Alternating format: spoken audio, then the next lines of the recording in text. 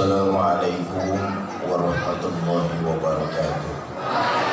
Assalamualaikum warahmatullahi wabarakatuh. Bismillah walhamdulillah, salatu wassalamu ala rasulillah, amma ba'du. Yang mulia para ulama, para kiai, para asatiz, yang saya hormati para tokoh masyarakat DKM Masjid Al-Fatah, panitia peringatan Maulid, dan keluarga besar Pasar Baru, ibu bapak, saudara-saudara yang saya cintai. Nabi diangkat jadi Rasul umurnya 40 tahun. Mula-mula dakwah yang dilakukan Nabi ngumpet-ngumpet.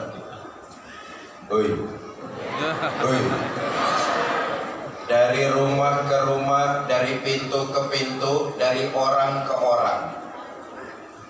Dakwah ngumpet-ngumpet 3 tahun, dapat pengikut nggak kurang 11 orang. Udah nggak digaji, nggak dapat beras, nggak ada fasilitas. Dakwah ngumpet-ngumpet 3 tahun, yang ngikut 11 orang. Calon pemimpin mana yang masih mau kampanye? Kalau 3 tahun kampanye, yang milih cuma 11 orang, bubar. Ya. Bikin tim sukses. Begitu pemilihan suaranya kalah, timnya yang pada sukses. Betul apa kagak? Nabi enggak 3 tahun dakwah ngumpet-ngumpet, walaupun yang ngikut cuma 11 orang, dijalaninya dengan penuh kesabaran dan hati yang ikhlas kepada Allah. Turun perintah, fasda bima tu'mar, Muhammad, sampaikan Islam ini secara terbuka. Ekornya kecilin aja nih bang, sound system ekornya matiin aja. Cek 1 2, cek 1 2, dah jangan dioprek-oprek lagi ya. Ini panitia soundnya udah lunas apa belum ini?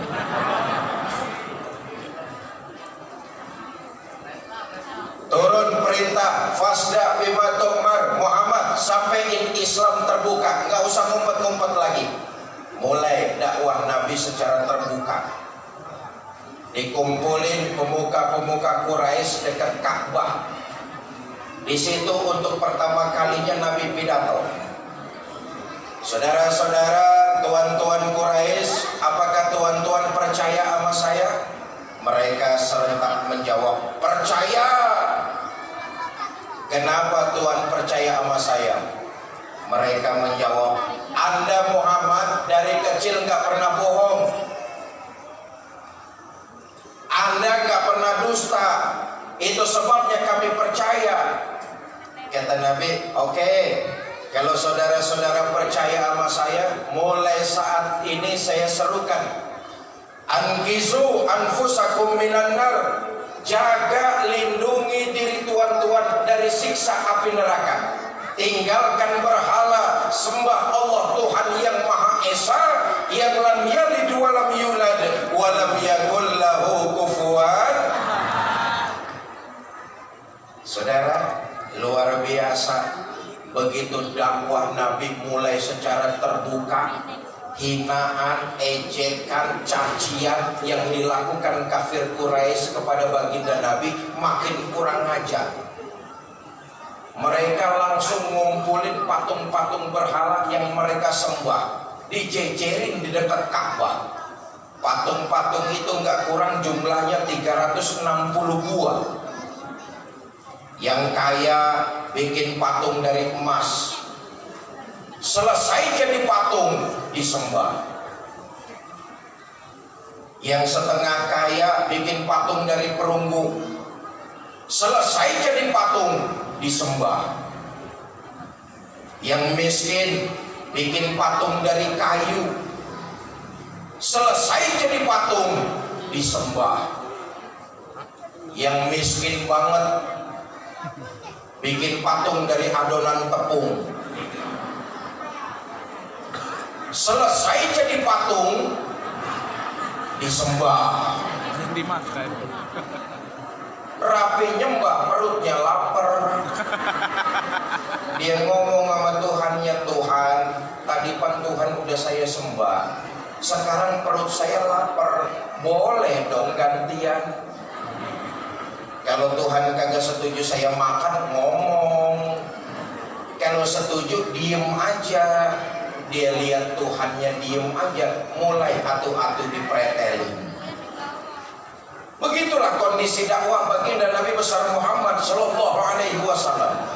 Ketika dimulai dakwah secara terbuka, cacian, makian, hinaan datang silih berganti menimpa baginda kita Nabi besar Muhammad Sallallahu Alaihi Wasallam. Karena itu saya titip pesan adik-adik saya, para remaja, para pemuda Masjid Al-Fatah Pasar Baru, para remaja, para pemuda, Ya. saya titip pesan ini yang dicontohkan dan diajarkan baginda Nabi. Selama kalian berjalan di atas nilai kebenaran, jangan pernah takut salah untuk berbuat. Hinaan, ujian, cacian, makian, anggaplah itu sebagai pupuk yang bisa menyuburkan kalian. Jangan takut dihina, jangan takut dicaci. Ya,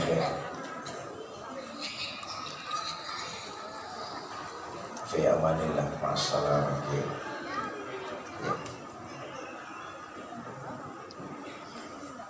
Bu, jangan takut dihina, jangan takut dicaci.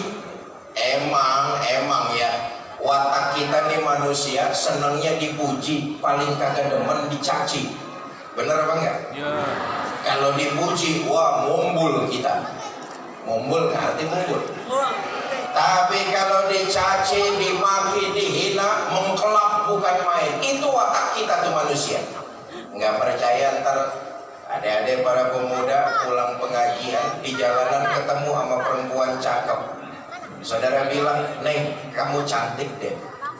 Mungkin tuh perempuan cuma jawabin, ah abang bisa aja. Walaupun tuh perempuan jawabannya ah abang bisa aja, saya yakin lubang hidungnya mah tetap aja megar. Kenapa? Watak manusia senangnya dipuji, nggak senang dicaci. Baginda Nabi dicaci, dihina, tapi itu dijadikan pupuk yang menyuburkan tanaman. Jelas? Jangan takut berbuat di atas nilai-nilai kebenaran. Jangan takut salah berbuat di atas nilai-nilai kebenaran. Salah karena berbuat masih lebih baik daripada tidak pernah salah karena tidak pernah berbuat. Saudara baca Quran salah masih lebih baik daripada saudara nggak pernah salah karena nggak pernah baca Quran. Gua dong baca Quran nggak pernah salah. Bacanya kapan? Agak pernah. Biji mata lu soek. Hinaan, ujian, cacian, makian dialami oleh baginda kita Nabi besar Muhammad Sallallahu Alaihi Wasallam. Bukan cuma cacian, Nabi bahkan diteror sampai diancam akan dibunuh. Ketika dakwah di Mekah udah nggak lagi kondusif, Nabi pindah dakwah ke daerah Taif. Ibu tahu Taif? Tahu Taif? Pertigaan bola kapal belok kanan. Tahu, setahu.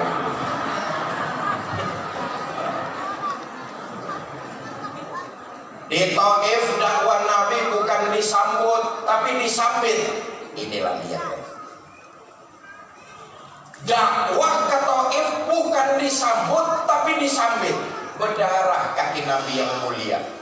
menghindar Nabi ke kebun anggur, turun malaikat Jibril nawarin bantuan. Innallaha amarani an uti'an Muhammad, Allah memerintahkan kepada saya untuk patuh apa komando kamu. Kalau tadi dakwahmu disambitin sama orang-orang Taif, sekarang juga saya angkat Jabal Uhud, saya timpakan kepada mereka biar mati semua. Bagaimana Muhammad?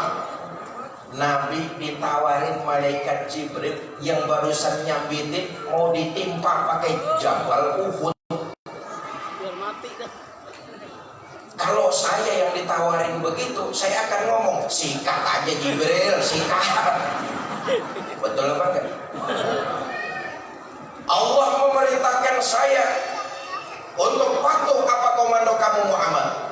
Tadi dakwahmu disambitin sama orang-orang Taif, sekarang juga saya angkat Jabal Uhud, saya timpakan kepada mereka biar mati semua. Bagaimana Muhammad? Apa jawab junjungan kita baginda Nabi? Jangan Jibril, jangan. Nih akhlak baginda Nabi. Disakitin, dihina, difitnah, dicaci maki, Nabi nggak balas. Jangan Jibril. Loh, sampean disambitin Muhammad, kakimu berdarah-darah, biarin, saya kan sedang berjuang. Berjuang itu jalannya panjang. Kalau sekarang bapaknya kafir, siapa tahu besok anaknya dapat hidayah masuk Islam. Ngapa toh?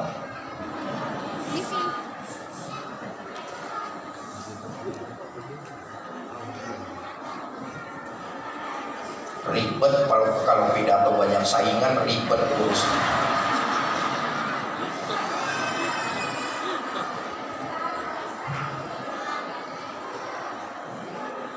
Saya ini berjuang jangka panjang Jibril. Kalau sekarang bapaknya kafir, siapa tahu besok anaknya dapat hidayah masuk Islam.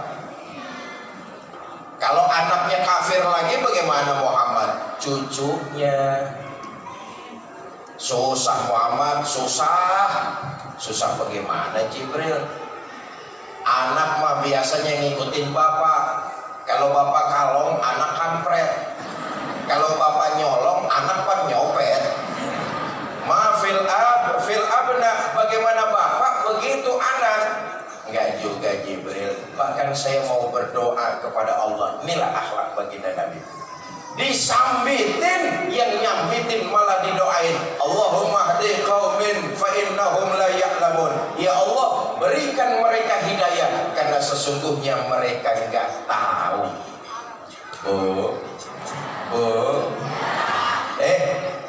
Maulid tahun ini di Masjid Al-Fatah mencontoh akhlak baginda Nabi sesuai dengan kemampuan kita. Nabi adalah manusia yang akhlaknya luar biasa. Kalau kawan ngakuin akhlak beliau itu mah biasa. Tapi musuh orang lain agama mengakui akhlak baginda Nabi, itulah yang luar biasa. Gak nyambung. Di pojok kota Madinah ada Yahudi tua. Tiap hari baginda Nabi datang nyuapin makanan. Ini Yahudi tua buta. Tiap hari Nabi datang nyuapin makanan. Lagi enak-enak disuapin baginda Nabi, Yahudi dengar di depannya ada orang lewat, berdiri dia pidato.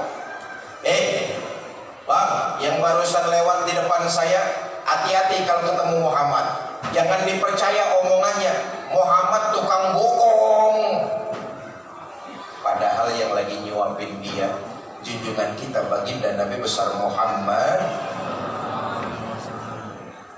Kalau ketemu Muhammad hati-hati, jangan dipercaya omongannya, Muhammad tukang bohong.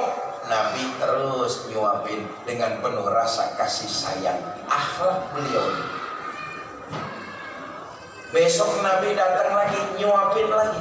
Sedang enak-enaknya disuapin, tuh orang Yahudi dengar di depannya ada orang lewat, berdiri pidato lagi. Mas, yang barusan lewat, hati-hati kalau ketemu Muhammad. Jangan dipercaya Muhammad tukang sihir. Nabi terus nyuapin dengan penuh rasa kasih sayang. Saya tanya orang sini masih mau nyuapin, kalau yang disuapin caci maki kita. Kasih positif. Hah? Suapin dah terus, cuman makanannya campurin racun dikit.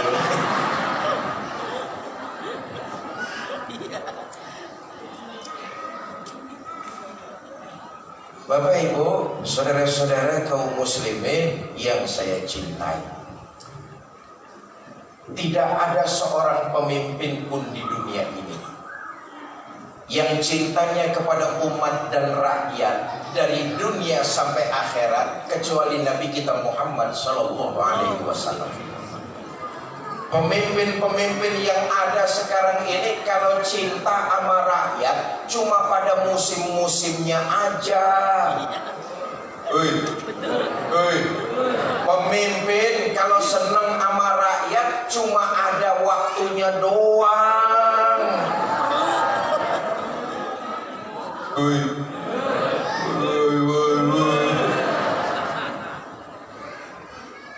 Nabi enggak zahir batin cinta kepada umat dan rakyat.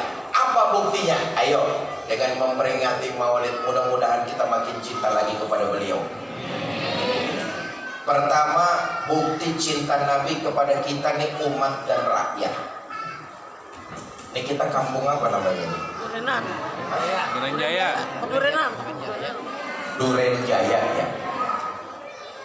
Untuk ukuran hidup orang Duren Jaya, Nabi itu hidupnya sederhana. Rumahnya kecil, tidurnya di atas pelepah daun korma, kadang-kadang sampai berbekas di pipinya yang mulia. Ya Allah, Sayyidul Mursalin, Khatamun Nabiyyin, penghulu para nabi dan rasul, tidur geletak beralaskan daun korma, berbekas di pipinya yang mulia. Allahumma sholli wa sallim wa barik alaihi. Sarapan paginya seteguk air zam-zam, sepotong roti, kadang-kadang 1-2 butir korma. Dalam kondisi yang demikian sederhana, Allah nawarin bantuan. Wala saufa yu'tika rabbuka fatarda. Muhammad, kamu mau apa? Ngomong aja, asal bisa membuat hati kamu senang. Mau apa Muhammad? Mau harta yang banyak? Ngomong. Mau jabatan tinggi? Ngomong. Atau mau pangkat yang luas? Ngomong. Ngomong Muhammad, kamu mau apa? Asal bisa membuat hati kamu senang. Dapat tawaran begini dari Allah, apa jawab baginda Nabi? Izan ya Rabb, kalau memang demikian ya Allah, la arda wa wahidun min ummati finnar. Ya Allah, apa artinya harta yang banyak, pangkat yang tinggi, jabatan yang luas, itu tidak mampu menyenangkan hati saya selama masih ada satu saja umat saya yang ketinggalan di neraka. Walhasil Nabi lebih milih hidup sederhana, mementingkan umat dan rakyat daripada hidup mewah, bergelimang harta, pangkat dan jabatan. Ayeuna, apa ayeuna? Sekarang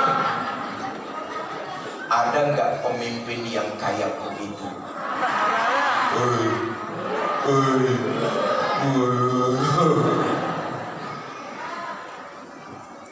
Yang kedua, bukti cinta Nabi kepada kita umat dan rakyat. Tanggal 12 Rabiul Awal, hari Senin, tanggal dan hari sama ketika beliau dilahirkan ke alam dunia. Allah memanggil malaikat Israel. Israel, labbaik ya Allah. Turun ke alam dunia. Ambil roh kekasihku Muhammad, cabut nyawanya pelan-pelan. Jangan main betot. Biiznillah turun malaikat Israel ditemani dengan malaikat Jibril ala suratil insan dalam bentuk manusia. Nabi lihat sebelah kanan malaikat Jibril, sebelah kiri malaikat Israel. Nabi berkata, Jibril, udah dekat ajal saya. Udah Muhammad, ajalmu udah dekat. Kalau emang ajal saya udah dekat, Jibril, akhbirni mali indallahi minal karomah. Jibril, kasih tahu kemuliaan apa yang bakalan saya dapat begitu saya menghadap Allah Azza wa Jalla. Inna abwaabas sama qad futihat. Pintu-pintu langit sudah pada kebuka Muhammad. Para malaikat sudah siap menunggu dan menyambut kedatangan ruhmu yang suci. Enggak usah khawatir kalau itu mah. Alhamdulillah, pintu langit pada kebuka, malaikat sudah siap menyambut kedatangan saya. Alhamdulillah, saya diberikan kemuliaan begitu luar biasa. Tapi yang saya maksud bukan itu, Jibril. Lalu siapa yang kamu maksud? Umat saya bagaimana, Jibril? Umat saya. Kalau pintu-pintu langit udah dibuka, malaikat udah pada siap nyambut saya, alhamdulillah. Cuma umat saya bagaimana? Yang udah tengari bentet di Duren Jaya masih pada maulid di Masjid Al-Fatah, mereka bagaimana? Umatmu gak usah khawatir juga Muhammad. Allah memberikan jaminan. Inni haramtul jannata ala sairil umam hatta tadkhulaha ummatuka. Surga diharamkan dimasuki umat-umat lain sebelum umatmu Muhammad masuk lebih dulu ke dalamnya. Alhamdulillah. Bu, jangan berkecil hati, banggalah jadi umat Nabi. Di akhirat umat Nabi punya keutamaan. Dibangkitkan lebih dulu, dihisab lebih dulu, lewat sirotol mustaqim lebih dulu, masuk surga lebih dulu. Kalau toh mampir ke neraka juga lebih dulu. Ya resiko, jangan mau enak gitu. Kata baginda Nabi, kalau umat saya sudah mendapat jaminan, sekarang saya lega. Ayo Israel, cabut roh saya. Mulai proses pencabutan roh. Naik roh itu ke lutut, dari lutut ke pusat, dari pusat ke dada, dari dada ke tenggorokan. Ketika ajal baginda Nabi sudah sampai tenggorokan, putri tercinta Sayyidah Fatimah deketin kupingnya ke bibir ayahanda mulianya. Saat itulah Nabi ngucapin 3 kalimat terakhirnya. As-sholat, as-sholat, an-nisa, ittaqun nisa, ummati, ummati. Sholat, dirikan, kerjakan, tegakkan sholat. Kita ini kadang mulut paseng bener ngaku umat baginda Nabi, tapi ajarannya tentang sholat sering kita anggap sepelekan. Bagaimana mau diaku umat Nabi? Bagaimana mau mendapat syafaat nanti kalau ruk'an sujadah kita tidak tegakkan dengan sepenuh hati? Saudara, amalan pertama nanti yang dihisab itu kan amalan sholat. Awwalu ma yuhasabu bihil abdu yaumal qiyamah as-sholat. Sholat amalan pertama yang entar di akhirat dihisab duluan. Kalau baik sholat, insya Allah baik amalan yang lain. Kalau rusak sholat, hancur amalan-amalan yang lain. Yakinlah, yakin nih, semua kita nih di akhirat entar pada ditanyain masing-masing. Kamu siapa? Saya Pak. Saya siapa? Saya umatnya Nabi Muhammad Sallallahu Alaihi Wasallam. Benar, benar Pak. Baik. Kalau kamu ngaku umat Nabi Muhammad, ciri umat Nabi Muhammad itu rajin mendirikan sholat.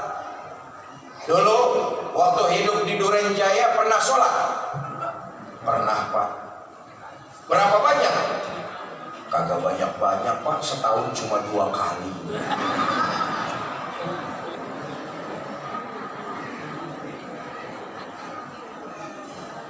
Apalagi masjid kita nih, Masjid Al-Fatah, sedemikian megah dan mewah. Ini harus kita makmurkan. Dengan apa? Yang wajib sajalah dulu sholat berjamaah. Masjid Al-Fatah 2 lantai begini megah dan mewah, ini harus kita makmurkan.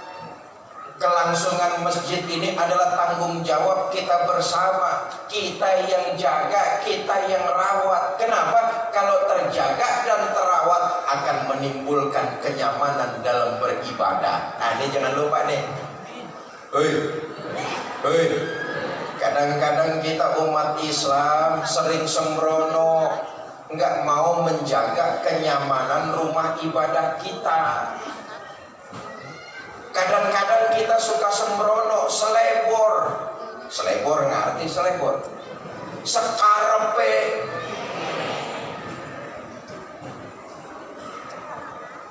Harus kita jaga, harus kita rawat. Agar kenapa? Menimbulkan kenyamanan dalam beribadah. Itu tadi saya katakan, kita sembrono, seringnya selebor, kurang bisa menjaga, kurang bisa merawat. Akibatnya kenyamanan dalam rumah ibadah kita, masjid dan musola setengah-setengah. Apa buktinya?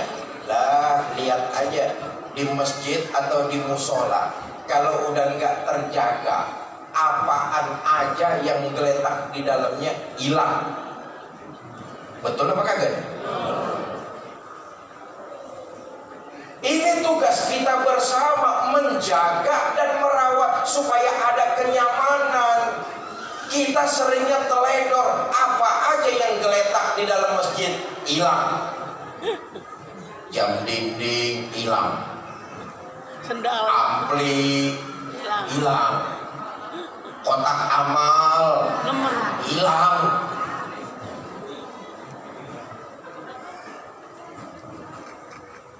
Kita suka kalah sama tetangga kita lain agama, rumah ibadahnya nyaman. Belum pernah saya dengar ada gereja kehilangan piano.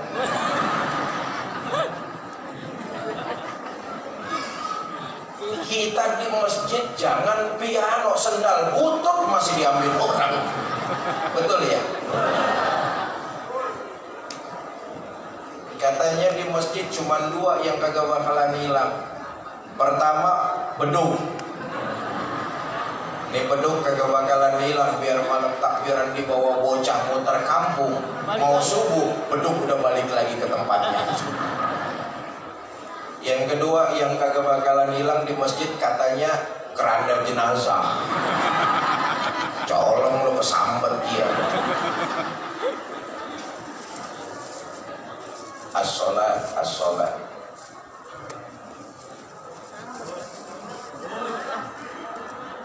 Iya, gue cuma ngeliat jam doang lah.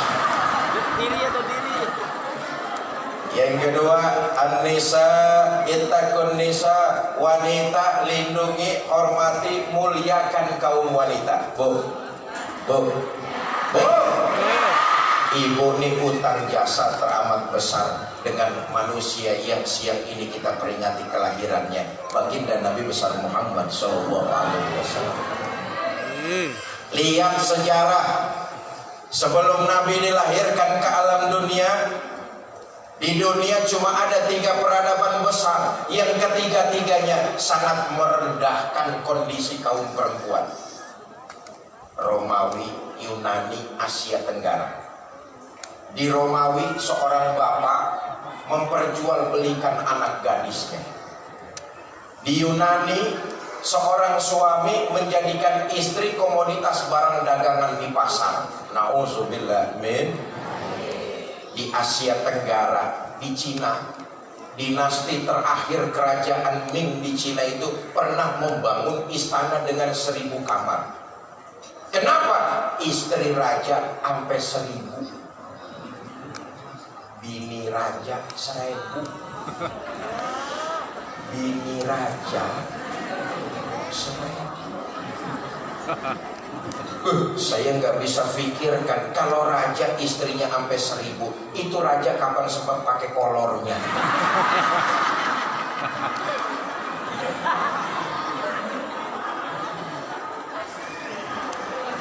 Lahir junjungan kita baginda Nabi besar Muhammad Shallallahu Alaihi Wasallam, diangkat nih harkat martabat kaum wanita. Dalam satu kesempatan Nabi mengatakan, An-nisa imadul bilad, wanita tiang negara. Jikalau baik wanita, baik negara. Jikalau rusak wanita, hancur negara.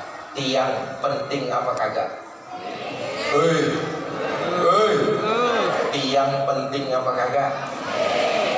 Masjid Al-Fatah yang begini megah, kalau nggak ada tiangnya rubuh apa enggak?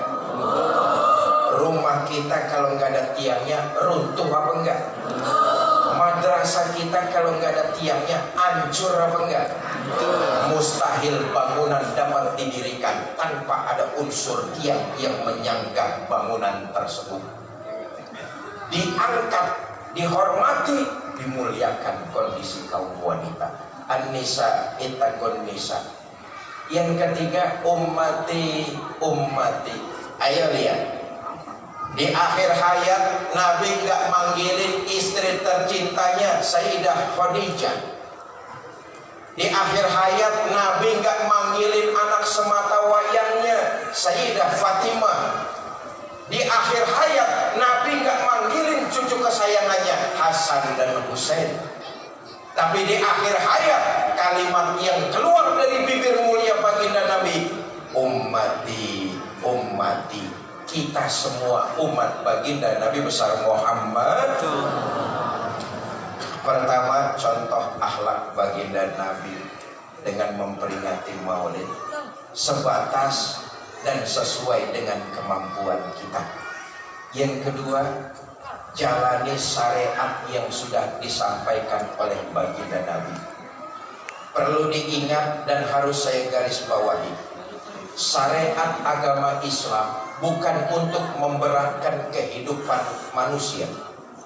Justru syariat Islam yang disampaikan baginda Nabi untuk meringankan beban kehidupan yang memang sudah ada di pundak kita manusia. Dengan kata lain, syariat Islam tidak ada yang berat dan memberatkan untuk manusia. Mana ajaran Islam yang memberatkan? Tidak ada. Ketahuilah, kalau kemampuan kita mengerjakan satu ibadah berkurang, kemampuan penekanan terhadap kemampuan tersebut ikut menurun. Kalau kemampuan kita ngerjain ibadah berkurang, penekanan terhadap ibadah itu ikut menurun. Ini bukti Islam enggak maksain.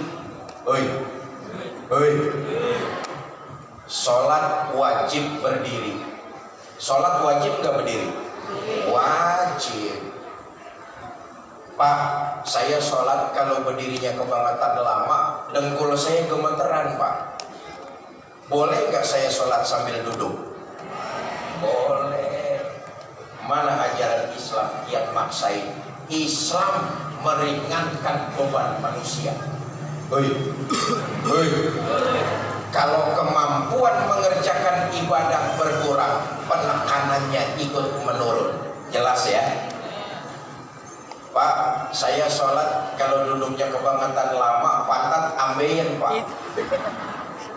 Boleh nggak sholat sambil berbaring? Boleh. Boleh. Luar biasa agama Islam ini. Pak, saya sholat kalau berbaringnya terlalu lama, pinggang encok, Pak.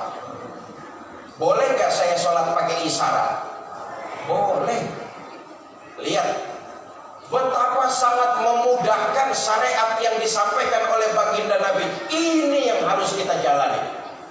Sholat wajib berdiri. Kalau nggak mampu, boleh duduk. Kalau nggak mampu, boleh berbaring. pakai isyarat. Kalau pakai isyarat masih nggak mampu, buru-buru bawa ke masjid, kita sholatin rame-rame. Inna lillahi wa inna ilaihi.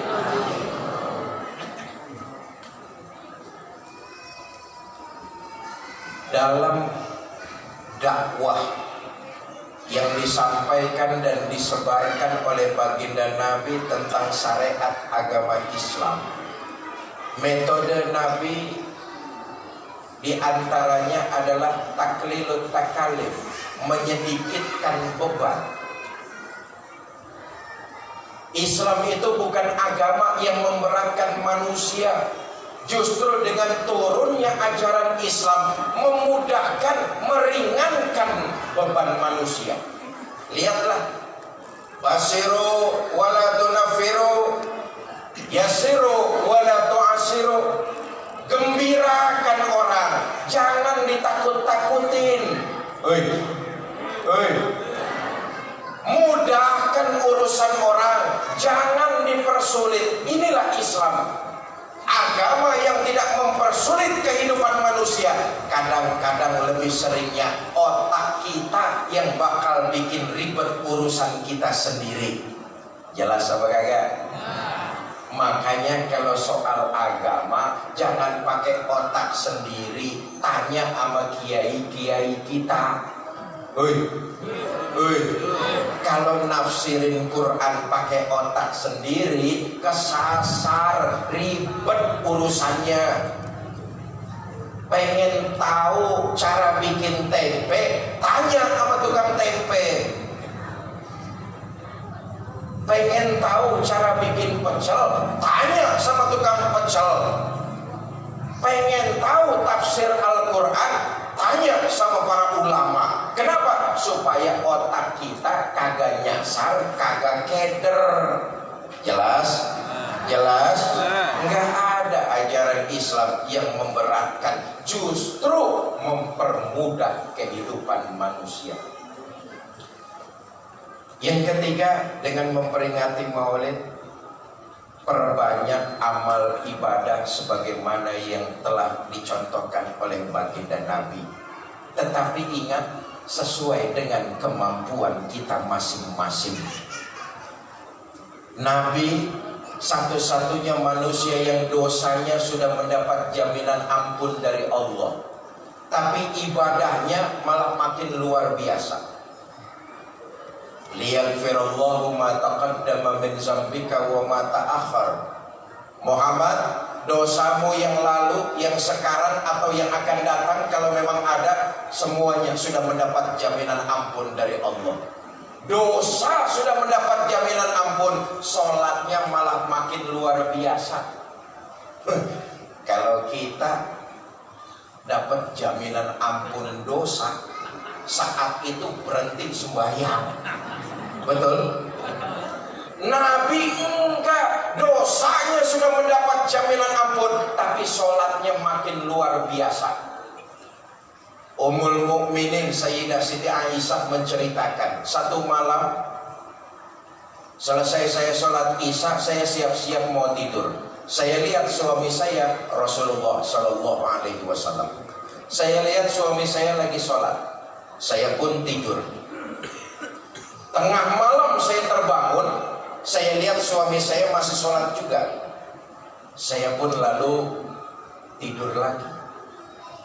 Sepertiga malam yang akhir saya terbangun, saya lihat suami saya masih sholat juga.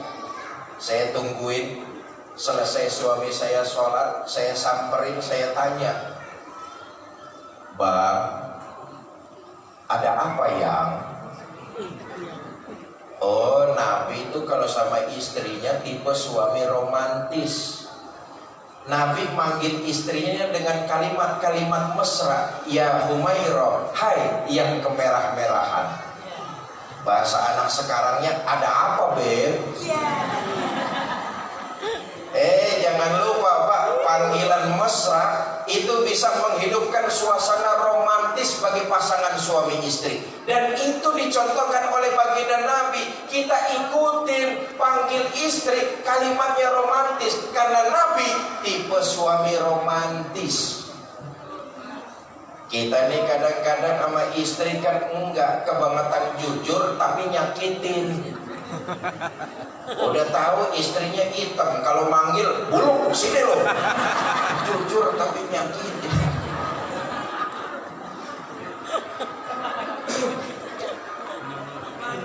Oh, Billy buluk. Ada apa ya?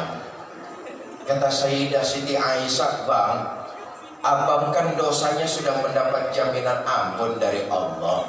Ya kalau sholat jangan gitu-gitu amat, ngapa sih bang? Ah lihat, wajar seorang istri memperingati suaminya karena dia khawatir takut suaminya akan sakit. Wajar seorang istri, bahasa Jermannya nyerewetin. Tahu bahasa sini apa? Nyewotin.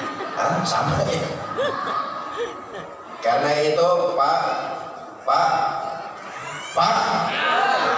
kalau suami kita di mana-mana, kalau istri kita di mana-mana nelponin melulu, wajar. Hei, jangan gedek, angkat handphone. Istri kita nelponin melulu, wajar, dia khawatir. Kalau dia bukan istri kita juga, dia nggak bakalan nelponin melulu. Angkat teleponnya, cuman jangan disautin, antepin aja udah.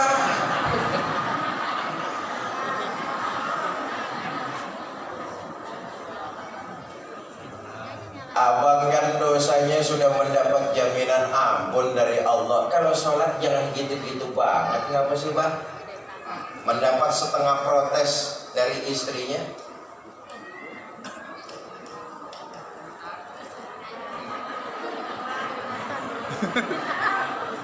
Emang udah grobios ini. Lu mah enak dengerin nyengir. Yang ngomong ini udah grobios.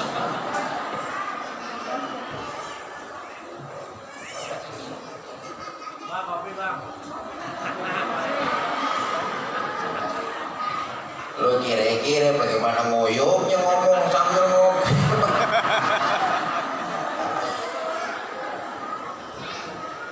Abang kan dosanya sudah mendapat jaminan ampun. Nah kita lihat, mendapat setengah protes dari istrinya. Apa jawab baginda Nabi? Aisyah, afala uhibbu an akuna abdan sakuro. Kamu pikir saya nggak senang? Oleh Allah saya mendapat gelar abdan sakuro, hamba yang pandai bersyukur. Makin diampuni dosa saya, makin saya bersyukur kepada Allah. Makin diampuni dosa saya, sujud dan ruku saya serta sholat saya makin saya tingkatkan kepada Allah Subhanahu wa ta'ala. Allahumma sholli wa sallim wa barik. Dosa sudah mendapat jaminan ampun. Kita tahu beliau kalau sholat tahajud kakinya bengkak karena rajin ruku dan sujud. Saya juga tahu di Duren Jaya banyak yang kakinya pada bengkak di sini. Orang rematik.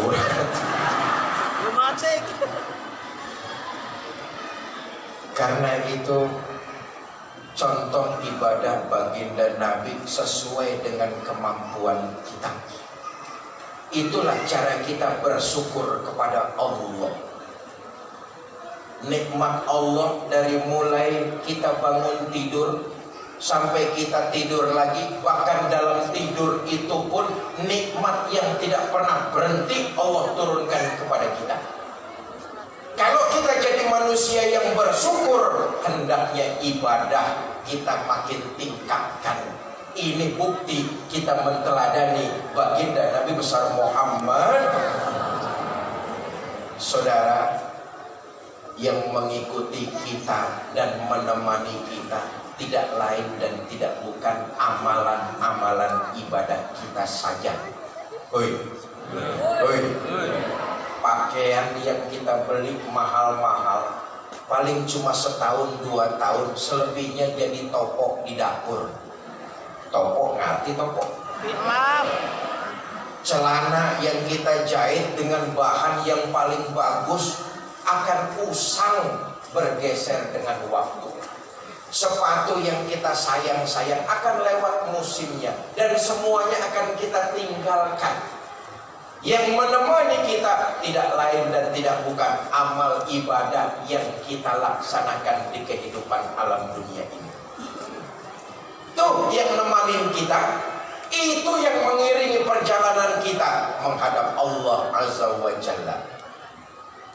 Kata Nabi kan begitu tuh. Entar yang nganterin ketika jenazah kita, jasad kita digotong orang ke kuburan cuma 3. Ahluhu wa maluhu wa amaluhu. Keluarga, harta, amal. Nih yang nganterin kita ke kubur. Tapi sayang yang 2 pulang. Siapa yang 2? Ahluhu wa maluhu. Keluarga dan harta pulang, nggak mau nemenin masuk ke dalam. Keluarga yang kita cintai akan berpisah meninggalkan kita.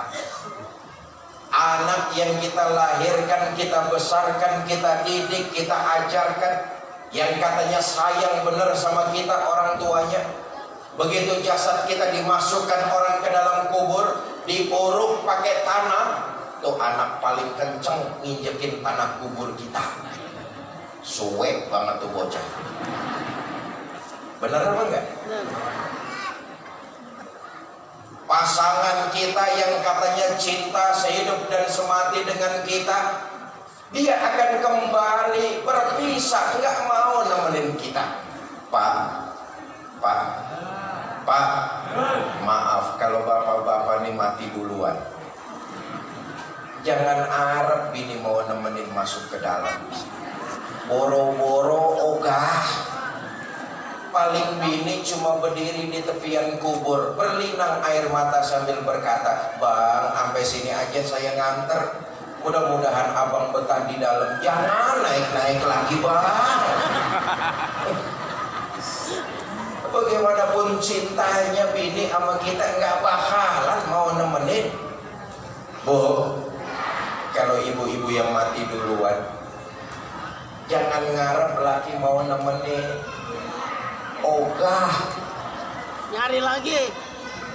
apa suami nggak nangis ditinggal mati istri? Oh, siapa bilang kami para suami menjadikan istri belahan jiwa pelipur lara.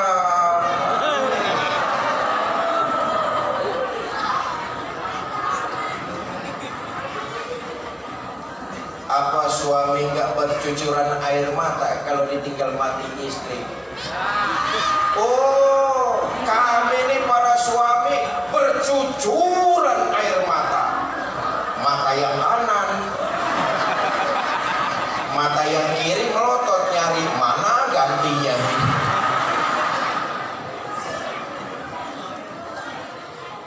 Yang ngikutin kita, yang nemenin kita amal ibadah yang sudah dicontohkan oleh baginda Nabi dengan syariat agama Islam.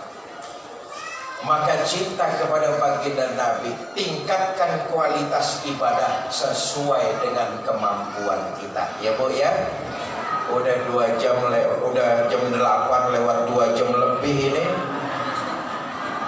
Mari sama-sama kita baca suratul Fatihah. Mudah-mudahan kita yang hadir di sini dipanjangkan umur dalam taat kepada Allah.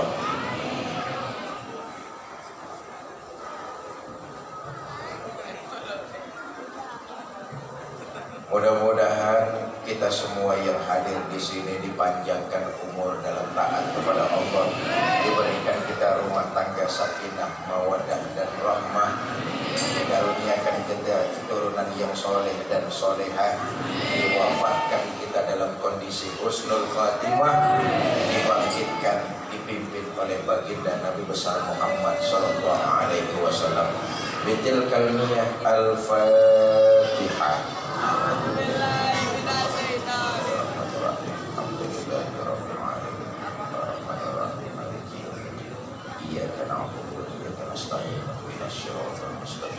صراط الذين أنعمت عليهم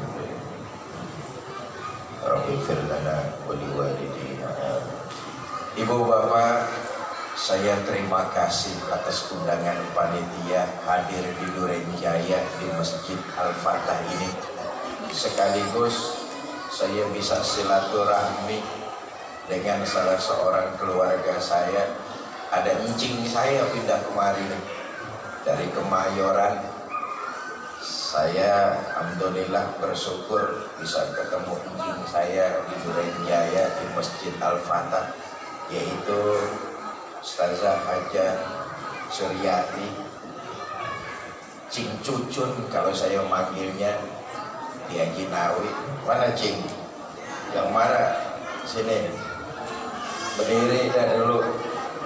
Lencing saya dari Kemayoran, dari Ajinawi, dari Baba Ajinawi, Gandaria Utara. Saya bersyukur ini salah satu orang tua saya juga. Karena itu saya titip pesan, tolong diterima, tolong dibaikin, jangan digalakin. Dan kalau nanti insya Allah kita panjang umur, perlu dengan saya, ya gak izin saya ini. Terima kasih atas segala perhatian, mohon maaf atas segala kekurangan. Wallahul muwaffiq ila aqwamit thoriq. Assalamualaikum warahmatullahi wabarakatuh.